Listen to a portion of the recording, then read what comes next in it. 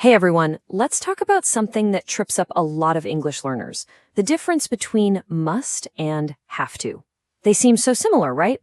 But trust me, that tiny difference can change the entire meaning of a sentence. In this explainer, we're going to clear it all up for good. So here's our game plan. We'll start with the one you use every day, have to. Then we'll look at its more formal cousin, must. After that, we'll get into the really important part, what happens when you make them negative. We'll even touch on a more casual way to say things, and then of course, we'll wrap up with a quick quiz to see what you've learned. Okay, let's just jump right into the heart of the matter. Look at these two sentences. One of them is a strict, unbreakable rule. The other, it's just giving you an option. Figuring out which is the secret to sounding natural and, not accidentally breaking any rules. And we're about to break it all down. All right, let's start with the basics. We're going to kick things off with have to, which is probably the most common and useful of the two for everyday conversations. So what does have to really mean? Well, at its core, it's pretty simple. It just means something is necessary. There's some kind of obligation, maybe because of a rule, a plan you made, or just the situation you're in. And you can see just how flexible have to really is. It works for an external rule, like a traffic law, or for a personal plan, like needing to get up early. It covers work stuff, and it even works in the past. You just change it to had to.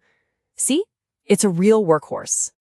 Now, when you want to ask a question, this is a key difference you got to remember. Have to needs a little help.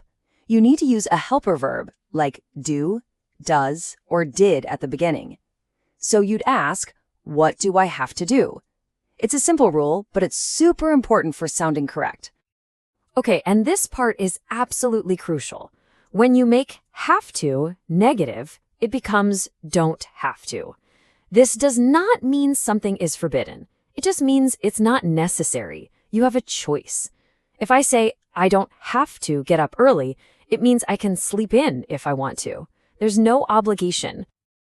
All right, so we've got have to down. Now let's bring in its stronger, more formal sibling, must. You're going to see must pop up all the time in written instructions, on official signs, and in formal rules like this one. It just carries a bit more weight, a little more authority.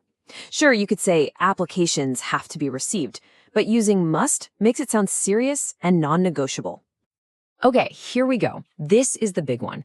This is where we solve that puzzle from the beginning, because the real magic and the confusion happens when you look at the negative versions of these words. Let's put them side by side. Must not, or mustn't, is a hard stop. It means something is forbidden. It's a command. Do not do this. But don't have to. That just means there's no need. It's not required. Look at the examples. Drivers must not park here is a strict rule. But we didn't have to pay for tickets just means they were free. It wasn't necessary to pay. Two totally different ideas. This example makes everything click. If I say, you must not tell anybody, I'm telling you it's a huge secret, don't do it. It's prohibited. But if I say, you don't have to tell Tim, that's completely different. It just means it's not your job. Maybe I'll tell him later. You can tell him if you want, but you're not required to. See the difference? It's huge. All right, let's switch gears for a second with a quick tip to help you sound a little more natural in everyday chats. There's another way to say have to that you'll hear all the time. So in spoken English, you'll hear people say I've got to or he's got to all the time. We even shorten it to gotta.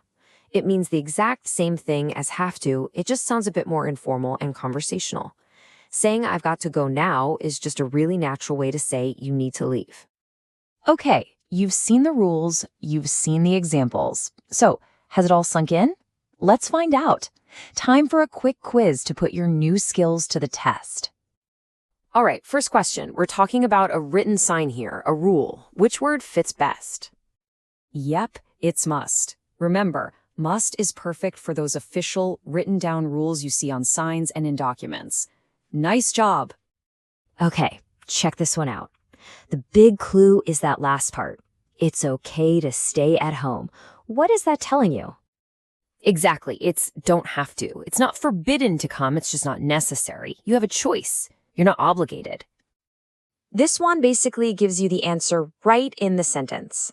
What do we use when we mean something is absolutely forbidden? That's the one. Must not. That word forbidden is your signal. It's a direct, strict prohibition. No phones allowed. Okay, last one. Imagine you're stressed and you're saying this to a coworker. What's a really natural conversational way to express this feeling of obligation? And the answer is have got to. Of course, have to is totally correct too, but saying I've got to finish it tonight just sounds so natural and really gets that urgency across. So there you have it. We've cracked the code. Must not is a wall. It's a prohibition. Don't have to is an open door. It's a choice. So my last question for you is this. As you go about your week, start looking for this stuff. Where do you see the strict rules of must not versus the simple choices of don't have to? Once you start noticing it in the real world, you'll never forget it. Thanks for tuning in.